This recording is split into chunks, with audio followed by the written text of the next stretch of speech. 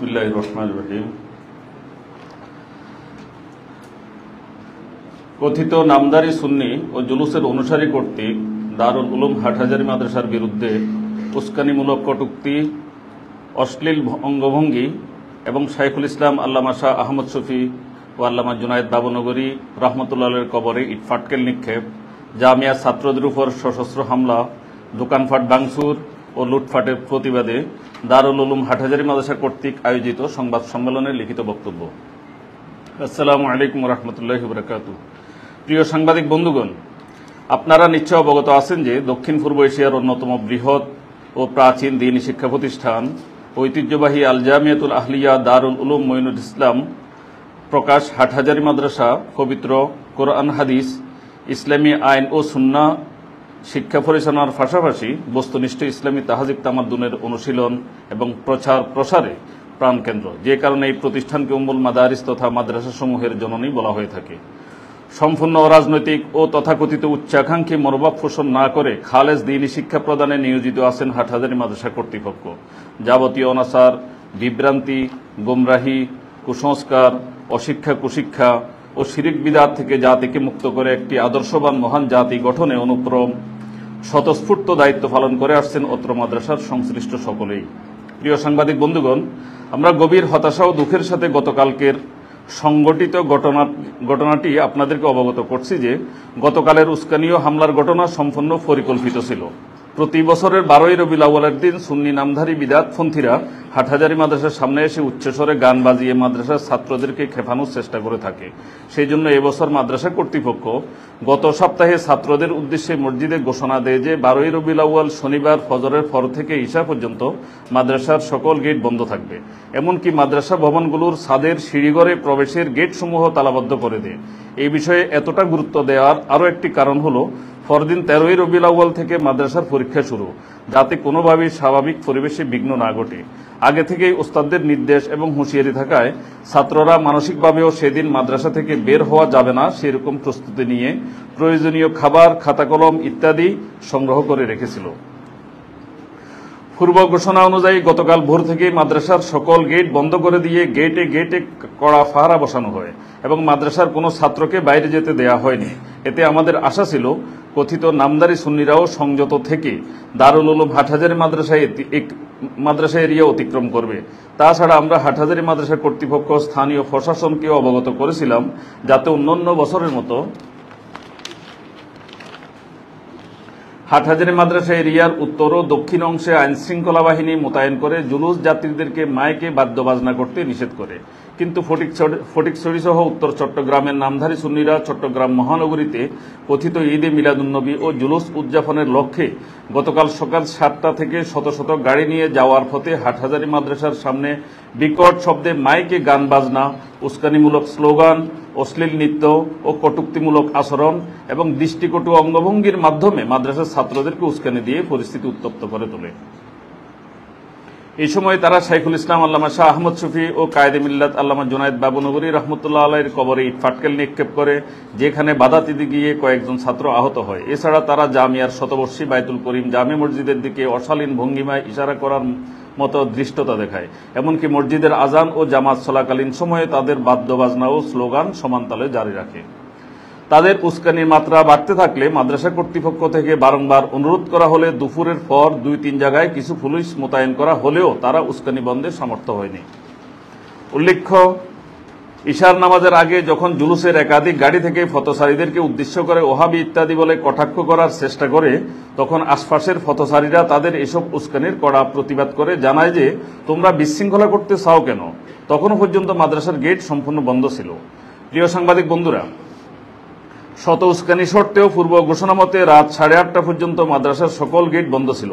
এই সময় কোনো ছাত্র বাইরে বের হয়নি এবং সর্বোচ্চ সংযম প্রদর্শন করে। কিন্তু আমাদের সকল সংযম ও ধৈর্যকে বৃদ্ধাঙ্গুলি দেখিয়ে রাতের বেলায় হাটহাজারী বাজারে বিভিন্ন স্থানে প্রয়োজনীয় বাজার ও ওষুধ ক্রয় করতে যাওয়া ছাত্রদের উপর তারা দেশীয় বিভিন্ন অস্ত্রশস্ত্র নিয়ে হামলা চালিয়ে শতাধিক ছাত্রকে মারাত্মক আহত ও জখম করে।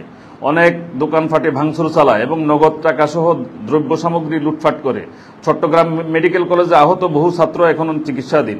পরীক্ষার জন্য মাদ্রাসায় আসার পথে কিছু ছাত্রের উপরও তারা হামলা চালায় এবং মোবাইল ফোন ও মানিব্যাগ সহ আসবাবপত্র কেড়ে নেয়। রাত অনুমানিক 1টার পর বাংলাদেশ সেনাবাহিনীর সহযোগিতায় পরিস্থিতি নিয়ন্ত্রণে আসে। বর্তমানে হাটহাজারী মাদ্রাসার অবস্থা সম্পূর্ণ স্বাভাবিক রয়েছে। গুজব ছড়ানো থেকে বিরত থাকার অনুরোধ করছি। গতকালকের ঘটনায় 30-35 জন ছাত্র এখনও গুরুতর আহত অবস্থায় বিভিন্ন হাসপাতাল ও ক্লিনিকে চিকিৎসাধীন আছেন। প্রিয় সাংবাদিক বন্ধুগণ, আমরা আপনাদের মাধ্যমে গতকালকের পুরো ঘটনা দেশবাসীকে জানাতে এই সাংবাদিক সম্মেলনের আয়োজন করেছি। একই সাথে গতকাল শান্ত পরিবেশকে অশান্ত করতে উস্কানি, মসজিদ অবমাননা, আল্লামা শাহ আহমদ শফি ও জোনায়েদ বাবুনগরীর কবরে ইট ফাটকেল নিক্ষেপ, নিরীহ মাদ্রাসা ছাত্রদের উপর সশস্ত্র হামলা, দোকান ভাঙচুর ও লুটপাটের ঘটনায় দায়ীদের দৃষ্টান্তমূলক শাস্তি চাই। একই সাথে কথিত সুন্নি নামের বিদাতপন্থীদের যারা ফেসবুক, সোশ্যাল মিডিয়াতে উস্কানিমূলক পোস্ট দিয়ে পরিস্থিতিকে উত্তেজনামুখর করেছে তাদের দাবি জানাচ্ছি। হাটহাজারী মাদ্রাসার বাইতুল করিম জামে মসজিদের প্রতি অশ্লীল ইঙ্গিত ও উক্তিকারী ফটিকছড়ির আরিয়ান রায়হানের দৃষ্টান্তমূলক কঠোর শাস্তি দাবি জানাই। একই সাথে সরকারকে গতকালের সন্ত্রাসী হামলার ঘটনায় আহত ছাত্রদের যথাযথ চিকিৎসা ও ক্ষতিপূরণের দাবি জানাচ্ছি। রবিউল আউয়ালকে কেন্দ্র করে প্রতি বছরের মতো গতকাল প্রশাসনিক যথাযথ উদ্যোগে গাফলতি এবং রাতের অন্ধকারে ছাত্রদের উপর হামলাকারীদের প্রতিহত করতে কার্যকর উদ্যোগ না নেওয়ার ঘটনাকে পূর্ণ তদন্ত করে আইনশৃঙ্খলা বাহিনীর দায়ী সদস্যদের বিরুদ্ধে যথাযথ শাস্তিমূলক ব্যবস্থা নিতে হবে। একই সাথে আগামীতে রবিউল আউয়ালের কথিত জুলুস, ওরস সহ মাজারের কোনো গাড়ি যাতে মাদ্রাসা এরিয়াতে গান বাজনা ও স্লোগান দিতে না পারে এবং অন্য রাস্তা ব্যবহার করার বিষয়ে ব্যবস্থা গ্রহণের জন্য জোর দাবি জানাচ্ছি। সুপ্রিয় সাংবাদিক ভাইরা, আমরা আজ অত্যন্ত ভারাক্রান্ত হৃদয়ে জাতির বিবেক সাংবাদিক ভাইদের সাথে মিলিত হয়েছি গতকাল সংঘটিত এই অনাকাঙ্ক্ষিত ঘটনা সম্পর্কে আপনাদেরকে অবগত করতে, যাতে জাতির সামনে সঠিক ঘটনাটি প্রকাশিত হয়। একই সাথে এই ঘটনায় দায়ীদেরকে যাতে কঠোর শাস্তির আওতায় আনা হয় সেই দাবিও তুলে ধরছি। আল্লাহ হাফেজ, আসসালাম। আল্লামা মুফতি খলিল আহমদ কাসেমি, মহাপরিচালক আল জামিয়াতুল আহলিয়া, দারুল উলুম মঈনুল ইসলাম, হাটহাজারী, চট্টগ্রাম।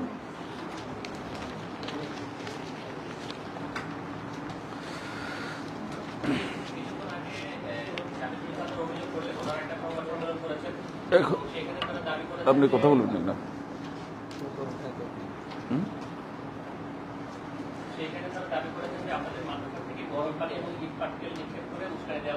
এখন আপনাদের প্রশ্নের উত্তর দিবেন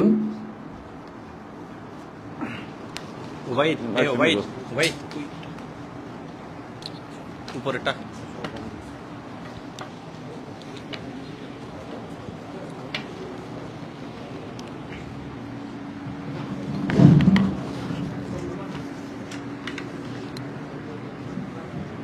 উবাইদ, উবাইদ এখানে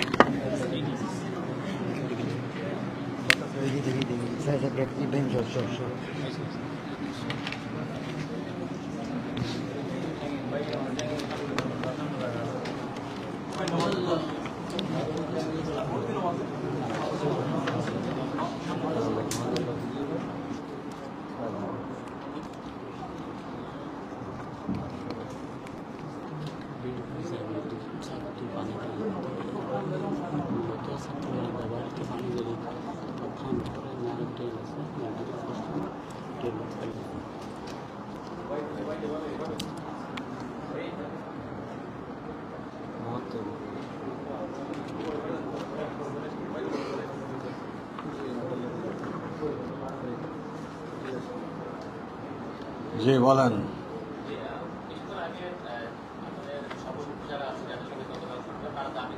আপনাদের এখান থেকে প্রথমে গরম পানি এবং ইট পাটকেল নিক্ষেপ করা হয়েছে এবং সেই ঘটনার কারণেই মূলত কালকের সংঘর্ষের সূত্রপাত। এই ব্যাপারে আপনাদের বক্তব্যটা জানতে চাই। আর 4টায় যে প্রশাসনের সঙ্গে বৈঠক, সেখানে আপনারা কি ধরনের দাবি জানাবেন সেটা একটু জানতে চাই। প্রথম নম্বর কথা হইল, আমাদের সকাল থেকে আমাদের শিক্ষক মহোদয়গণ সহ আমাদের কর্মচারী সহ গেটম্যান সহ যেভাবে পারাদার ব্যবস্থা করছেন এবং উপরে নিচে আমাদের তালাবদ্ধ ইত্যাদি এগুলো সব এখনও বহাল আছে। তাই সাথে ওঠা বা অন্য দিক দিয়ে ইত্যাদি এগুলো করার সুযোগ নেই। দ্বিতীয় নম্বর জিনিস হইল, আমাদের মসজিদের পরে আমাদের ড্রেন সহ 10 ফিট, এরপরে 20 ফিট আমাদের দোকান, এরপরে আরও 10 ফিট পরে রাস্তা। তাহলে এখন এই মসজিদ থেকে পানি মারিয়া কত ফিট দূরে পর্যন্ত ওখানে গাড়িতে মারতে পারে, এটা আপনারাই নিজেরা একটু বিবেচনা করেন। তার সাথে সাথে এটা কি পানি মারিয়া কি এরকম পানি গেছে, এটা কোনো ভিডিও দেখা যাচ্ছে না। এটা আগে আমাদের কিছু ছাত্র যেখানে এখানে 4টা 5 তলায় 7 তলায় বসবাস করে, তারা নালার মধ্যে অনেক সময় পানি ফেলে, এটা কোনো ভিডিও করে রাখছি, সেই ভিডিওকে কোনো ব্যবহার করতেছে কিনা ওটাও আপনারা দৃষ্টি কিনা দেন। এবং সাথে সাথে এটার সাথে এটার কোনো সম্পর্ক সেই ভিডিওতে দেখা যাচ্ছে কিনা আপনারা এটা বিবেচনা করবেন। আর তাছাড়া এগুলো তো ঘটনা ঘটছে 8টার পরে, রাত কিনা পানি মারলে তো তাদের কথা অনুযায়ী এগুলো তো দিনের বেলায় যখন নাকি গাড়ি বা উস্কানিমূলক দিয়ে যাইতেছে তখনই তো এবার কেন পানি মারার কথা ছিল, যদি মারে থাকে যদি এদের কথা অনুযায়ী। কিন্তু এইভাবে তো তখন তো কোনো ঘটনা ঘটে নাই, সারাদিন তো কোনো ঘটনা ঘটে নাই। এটার প্রতিবাদে তারা তো তখন কিছু বলে নাই। তাহলে বুঝে গেলে এগুলো সব সম্পূর্ণ ওই ছবিটা বানানো, এটা কোনো তার আসল কোনো তার সাথে কোনো সম্পর্ক নেই।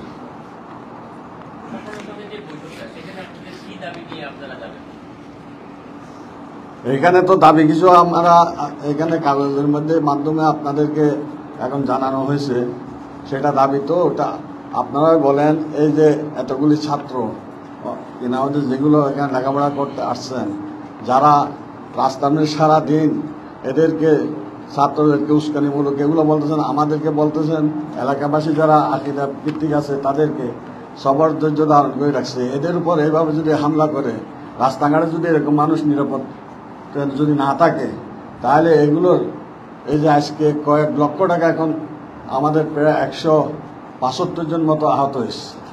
হ্যাঁ, এগুলো চিকিৎসাধীনে করিয়া এখানে আনা হয়েছে। বাকি মেডিকেলের মধ্যে লেখা হয়েছে এখানে 30-35 জন গুরুতরভাবে আছে। তাহলে এগুলোর পিছনে কত আমাদের খরচ যাইতেছে, সামনে যাবে, এগুলো আপনারা একটু ধারণা করতে পারেন। তারপরে এর সাথে সাথে এতগুলি আমাদের বিশেষ করে আমাদের মসলকের আমাদের আকিদার দেখি দেখি দোকানগুলো যেভাবে ভাঙছে, সেই দোকানগুলোর আজকে ক্ষতিপূরণ কে দিবে? তাদের অনেক আছে, সে ব্যবসা করে অল্প পুঁজি দিয়ে কেন ব্যবসা একটা দিয়া করে, এগুলো নষ্ট করে ফেলছে, এগুলো লুটপাট করছে, সেগুলোর সে কেন আপনার ক্ষতিপূরণ। তার সাথে সাথে যে জায়গা দিয়া বারবার এইটা হইতেছে, প্রশাসন এই রাস্তাকে বন্ধ করিয়া ওইদিকে যাওয়ার রাস্তা আরো ভিন্ন রাস্তা তো আছে। এরকম অনেক সময় সরকারি অনেক কাজ হইলে ইত্যাদি হইলে রাস্তায় ভিন্ন রাস্তা ব্যবহার করে, তো প্রয়োজনে যেটা দিয়ে বারবার আগেও কয়েকবার ঘটনা ঘটছে, সুতরাং এই সমস্ত রাস্তাগুলো ব্যবহার না করে অন্য রাস্তা তো ব্যবহার করা তাদের কিরকম সুযোগ। আর সরকারের যদি প্রশাসন যদি এটা চেষ্টা করে, তার সাথে সাথে যে বর্তমান প্রশাসনিক হিসেবেও কীভাবে এগুলোর সময় ওই সময় এরকম একটা যেখানে যেহেতু কিছু পরিকল্পিতভাবে ঘটনা ঘটাবে কেউ চেষ্টা করে, বা এই উম্মুল মাদারিস হিসেবে আমাদের কৌমি মাদ্রাসার সমস্ত সবগুলোর মা হিসেবে সবগুলো এখান থেকেই হয়, সেইটাকে বদনাম করার জন্য, এটাকে নষ্ট করার জন্য যে সমস্ত ষড়যন্ত্র করে, এই ষড়যন্ত্র থেকে বাঁচার জন্য সরকার তার পদক্ষেপ নেওয়া দরকার। তার সাথে সাথে প্রশাসনিকভাবে যখনই ওইগুলো যেভাবে যথাযথভাবে কীভাবে আদায় করবে ওটা চেষ্টা করা, এবং যার কারণে যাদের উস্কানিমূলকতে যাদের কারণে এই সমস্ত এগুলো হয়েছে তাদেরকে খুব দ্রুত তাদেরকে গ্রেফতার করে আইনের আওতা আনা, এটা আমরা সবাই দাবি। সর্বস্তরের জনতা, মুসলমান এবং আমাদের মাদ্রাসার ছাত্র শিক্ষক সবার দাবি হইল এগুলোকে আইনের আওতায় আনিয়ে এমন শাস্তি দেওয়া চায় যাতে সামনে কেউ এরকম ঘটনা ঘটাইতে চেষ্টা না করে। হুজুর, আমার একটা জি মামলা করবেন কিনা? আইনগত পদ্ধতিতে এগুলো তো মামলা করতে হয়, হ্যাঁ, মামলা করবেন কিনা? মামলার ব্যাপারে আমরা এটা পরামর্শ করি, যদি নাকি আমাদের এগুলো আদায় না হয় তাহলে মামলা করা লাগলে করতে হবে। হুজুর, আমার একটা প্রশ্ন, যে আপনারা বলছেন আপনাদের অনেকের দোকানপাট ভাঙচুর হয়েছে, ক্ষতিগ্রস্ত হয়েছে, তারা বলছেন তাদের গাড়ি ভাঙচুর হয়েছে। এক্ষেত্রে যারা সাধারণ মানুষ যাদের ব্যবসায়িক ক্ষয়ক্ষতি হয়েছে, এদের ক্ষয়ক্ষতিটা আপনারা কাদের কাছে দাবি করছেন? আদৌ কি এই মানুষগুলো যাদের ব্যবসা প্রতিষ্ঠান ভাঙচুর হয়েছে, যাদের গাড়ি ভাঙচুর হয়েছে, তারা কি আদৌ ক্ষতিপূরণ পাবে কিনা, বা এই ধরনের কি ভাবছেন? কারণ তারাও তো দিন শেষে ক্ষতিগ্রস্ত হয়েছে। এই বিষয়ে আপনাদের মতামতটুকু একটু বলবেন আমাদের। আমরা তো প্রশাসনকে বলছি এগুলোর সুব্যবস্থা করার জন্য, অর্থাৎ বোর্ডিংয়ের ব্যবস্থা, এরা বোর্ডিংয়ের মধ্যে এগুলো যারা দোষী সাব্যস্ত হবে তারা এগুলো ক্ষতিপূরণ দিবে, আর সম্পূর্ণ যদি ক্ষতিপূরণ যদি যেগুলো হবে এগুলো তাদের হাতে যাবে, এখানে তো অন্য কারো হাতে যাওয়ার সুযোগ আমরা মনে করি নেই। তারা গাড়ি ভাঙছেন, দোকানে আক্রমণ করছেন, ছাত্রদের উপর আক্রমণ করছেন, এগুলো সবকিছুর ভিডিও ফুটেজ আছে কিনা? ভিডিও ফুটেজ যদি থাকে, ভিডিও ফুটেজ দেখে প্রশাসন যথাযথ ব্যবস্থা নেবেন এবং যারা এই সমস্ত কর্মকাণ্ড পরিচালনা করছেন তারাই এর দায়ভার নেবেন এবং তারাই ক্ষতিপূরণ দেবেন। আমার একটা প্রশ্ন, এখানে একটু দেখেন গাড়ির কথা আসছে, আপনারা যদি দেখেন সর্বপ্রথম যে গাড়িটা ভাঙছে এরা তাদের মাথায় টুপিও নাই, তারপরে গেঞ্জি কিনা হলে এবং তাদের প্যান্ট পরা এবং এরকম 10-15-20 জন এরা যে গাড়ি ভাঙতেছে এগুলো প্রত্যক্ষদর্শী, এরা নিজেরা প্রয়োজনে সাক্ষী দিবে, তাই এগুলো করছে। এখানে আমাদের মাদার ছাত্রদের সাথে কোনো সম্পৃক্ততা এর মধ্যে নেই।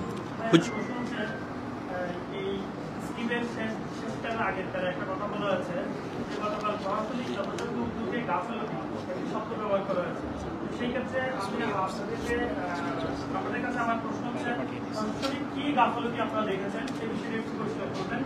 আরেকটা বিষয় হচ্ছে কি, আমাদের কাছে একটা মেসেজ আছে যে হেলমেট পরা এবং মুখোশ পরা কিছু মানে মানুষজনকে লুটপাটের সাথে দেখা গিয়েছে, সেই ব্যাপারে আপনাদের কোনো বক্তব্য আছে কিনা বিষয়টি পরিষ্কার। এখন প্রথম নম্বর গাফলতি, সরকারি গাফলতি মানে আমরা বলতেছি ওনারা কিছু পুলিশ মোতায়েন করছেন এবং ওনারা বলতেছেন ওনাদের যতটুকু চেষ্টাটা করছেন, কিন্তু ঘটনাস্থলে আসিয়া ঘটনাকে আগে যেভাবে থামানো হইতো সেইটার মধ্যে কোনো উদ্বেগ দেখা যায় নাই। তো এইটা কিন্তু পরবর্তীতে যখন সেনাবাহিনী আসছেন, আমাদের টিএনও মহোদয় উনিও সাথে কিনা আমাদের সেনাবাহিনীর সাথে আসছেন, মানে ওনাকেও দাওয়া করছে, ওনাকেও এরা দুষ্কৃতকারীরা দাওয়া করছেন, যার কারণে পিছিয়ে গেছেন, এরকমও আমাদের সঠিক সংবাদ আমরা পেয়েছি। তাই এই জন্য আমরা এটাকে গাফলতি মনে করি। আরো একটা কাজ হচ্ছে, অন্যান্য বছরগুলোতে দেখা যেত ওই সকাল থেকে ভোরবেলা থেকে দুই দিক থেকে পুলিশের নাইট বন্ধের ব্যাপারে যথাযথ উদ্যোগ থাকতো। এবছর কিন্তু নাইট বন্ধের জন্য উদ্যোগ ছিল না, যখন পর্যন্ত ওই বিকট শব্দে নাইটের আওয়াজ হচ্ছে।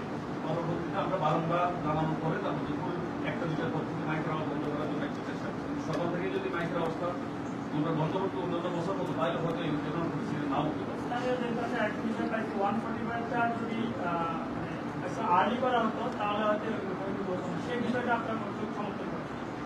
ওইটা তো আমরা বারবার বলতেছিলাম সেনাবাহিনীকে আসতে এবং পুলিশ আসতে এবং ঘটনাকে থামাবার জন্য আমরা বারবার যতটুকু যেখানে যেখানে আমাদের বলার আমাদের সুযোগ আছে সব জায়গায় আমরা বলছি। বলার পর এখন ওনারা তো আসতে দেরি কেন হইলো, এটা ওনারা জবাবদিহি করবেন বা কি করবেন, কিন্তু আমরা তো চেষ্টা করেছি। হুজুর, ভবিষ্যতের বিষয়ে এ ধরনের বিষয়গুলো যেহেতু প্রতি বছর হচ্ছে, এই দিনগুলোতে যাতে এ ধরনের ঘটনা না ঘটে সেক্ষেত্রে কি করণীয় আছে বলে মনে করেন? আপনারা যারা আছেন বা তারা যারা আছেন এ সমস্ত দিনগুলোতে আগে থেকে কোনো বৈঠক করে প্রশাসনিক যাতে কোনো দুর্বলতা না থাকে এ ধরনের কোনো স্থায়ী সমাধানের বিষয়ে আপনারা ভাবছেন কিনা বা করণীয় কি আছে একটু বলবেন? এটা আমরা তো এখানে উল্লেখ করছি, সেই হিসেবে যদি এগুলোকে নিয়ে যদি প্রশাসন যদি বিবেচনা করে এবং এগুলো নিয়ে পদক্ষেপ নেয়, এটা হওয়াটা সম্ভব।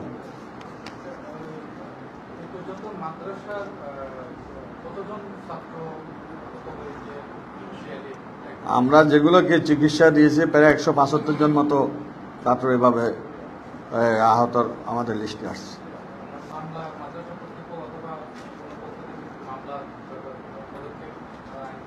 ওটা বলছি যদি আমরা বোর্ডে কেন আজকে প্রশাসন বোর্ডে গেছে তারপর একটা ব্যবস্থা হবে।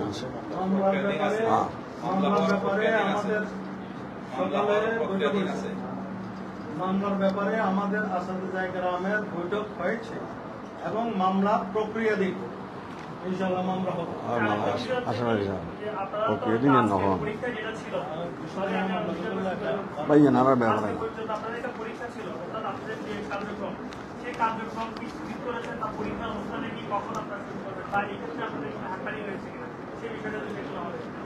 ভাই এটার ব্যাপারে একটা বড় জিনিস দেখেন, এত বড় একটা জামিয়া 10-12 ছাত্র বা 8-10 ছাত্র, এই ছাত্রদের পরীক্ষাকে স্থগিত রাখা, হ্যাঁ, এবং স্থগিত রাখে আবার পুনরায় দ্বিতীয়বার ডেট দেওয়া, এটা তো সাধারণ ব্যাপার না।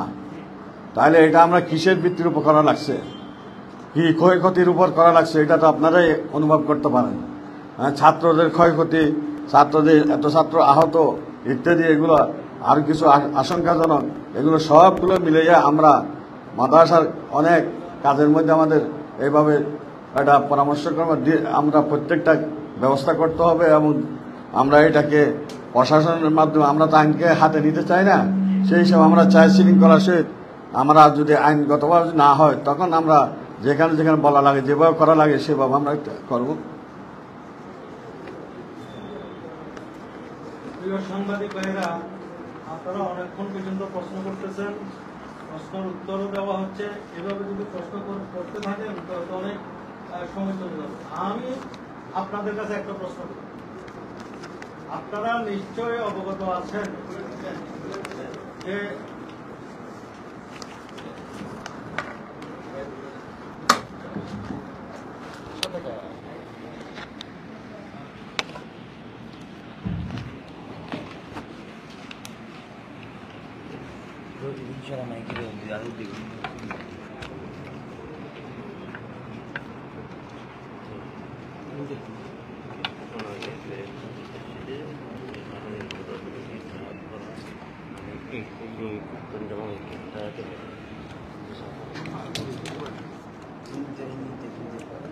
আমাদের আবু তালেব ভাই একটা প্রশ্ন করছেন 144 ধারার ব্যাপারে। আমরা বলতে চাই যে 144 ধারা সরকার বা প্রশাসন জারি করার পর কারা কারা এই ধরনের ফোর্স করলেন যে 144 ধারা ভঙ্গ করো, সুন্নিয়ত কায়েম করো।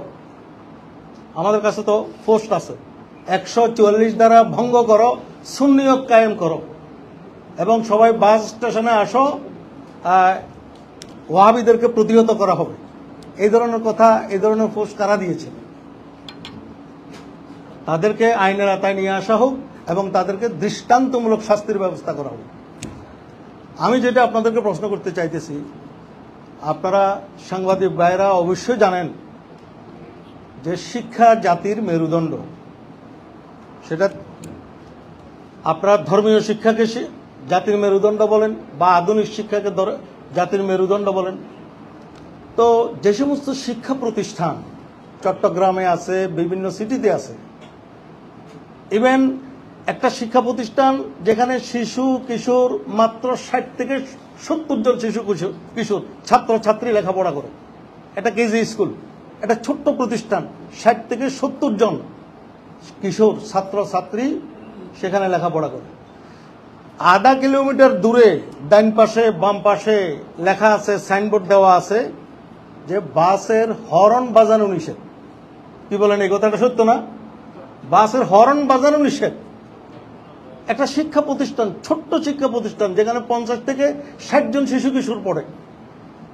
আর দক্ষিণ পূর্ব এশিয়ার ঐতিহ্যবাহী শিক্ষা প্রতিষ্ঠান উম্মুল মাদারিস, দারুল উলুম মঈনুল ইসলাম হাটাজারি মাদ্রাসা, এদেশের কোটি কোটি জনতার, তৌহিদি জনতার প্রাণের স্পন্দন, যেই মাদ্রাসার সাথে লক্ষ লক্ষ কোটি কোটি মুসলমানদের হৃদয়ের সম্পর্ক, যেখানে 8 থেকে 10,000 ছাত্র লেখাপড়া করে।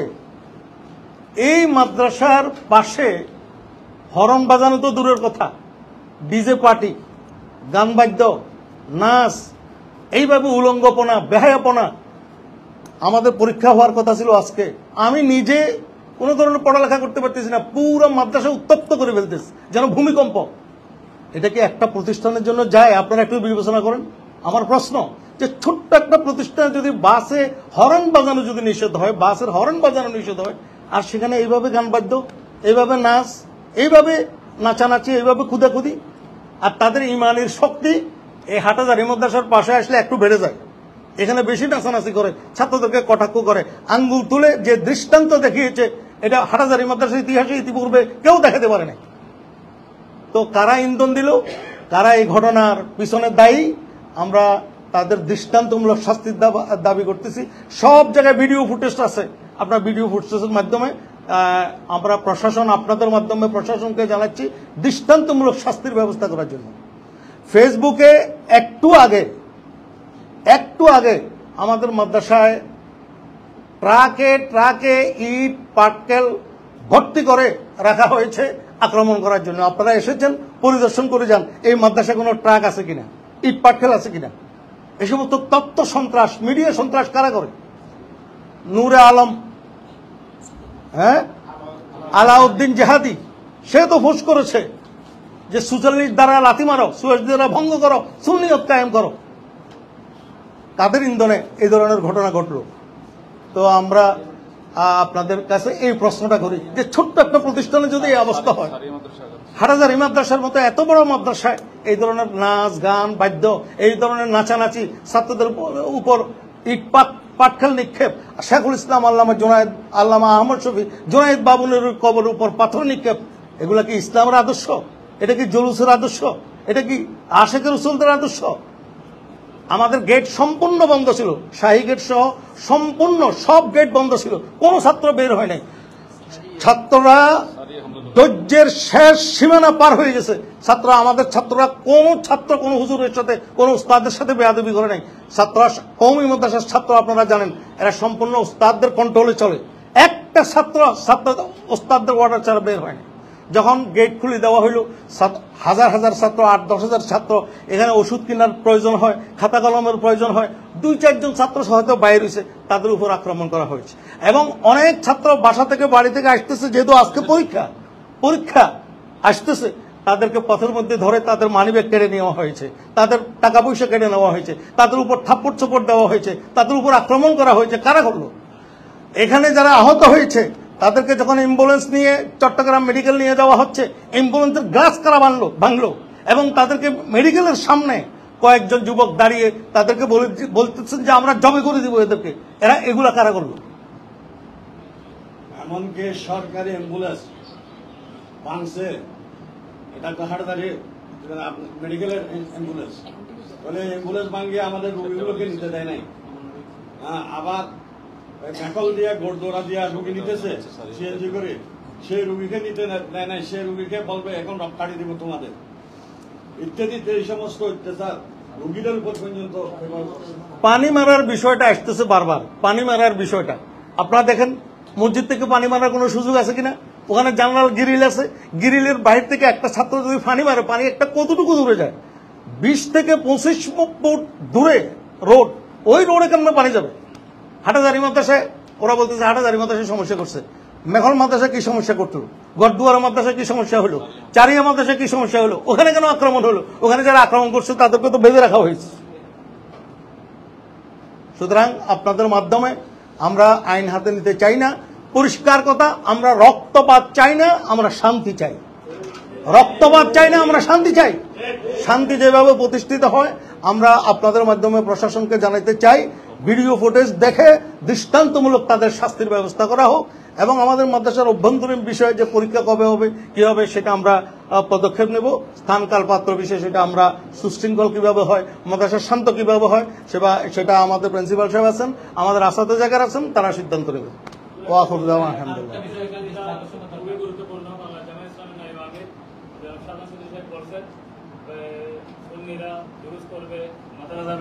মিছিল করবে, গান বাজাবে, সেখানে হাটহাজারী মাদ্রাসার ছাত্ররা কেন গিয়ে হামলা করলো, এটা মাদ্রাসাওয়ালার দোষ। এই বিষয়টি সম্পর্কে আপনারা কি বলবেন? জামায়াত ইসলামের শামসুল আলম সাহেব, শাহজাহান চৌধুরী সাহেবের মতো এরকম একজন মানুষ এই ধরনের কথা বলবেন, সেটা তো আমরা বিশ্বাস করতে পারতেছি না। আর যদি করে থাকেন উনি, তাহলে আমরা বলবো তাদের কর্মকাণ্ড, এইভাবে জুলুস করা, এইভাবে যে জুলুস করতেছেন, এইভাবে যে ডিজে পার্টি লাগাই দিচ্ছেন, এইভাবে যে গান বাজনা চলতেছে, এটা নিশ্চয় শাহজাহান সাহেব জানেন না। যদি শাহজাহান সাহেব জানতেন তাহলে উনি এই ধরনের বক্তব্য দিতেন না। আর যদি বাস্তব জেনে শুনে যদি বক্তব্য দেন, এটা বিভ্রান্তমূলক বক্তব্য, এটা তাকে প্রত্যাহার করতে হবে। ওইখানে তো পাটকেল মারছে বলতেছে, পাটকেল তো কেউ মারছে, এটা প্রমাণ নাই, মারে নাই, এবং এটা মারে নাই, কোনো প্রমাণে নাই। সুতরাং ওনার থেকে কথা বলা যে পাটকেল মারছে ছাত্র, কেন জুলুসের মিনিট পাটকেল মারবে, কথাতে ভুল বা কথাতে বা কথাটার কোনো দৃশ্যমূলক হতে পারে। আমাদের 4টা বাজে টিএনওর অফিসে বৈঠকের কথা রয়েছে। আপনাদেরকে অসংখ্য ধন্যবাদ, মোবারকবাদ। আজকের জন্য আপনাদেরকে কষ্ট দিলাম, আজকের জন্য এখানে সমাপ্ত।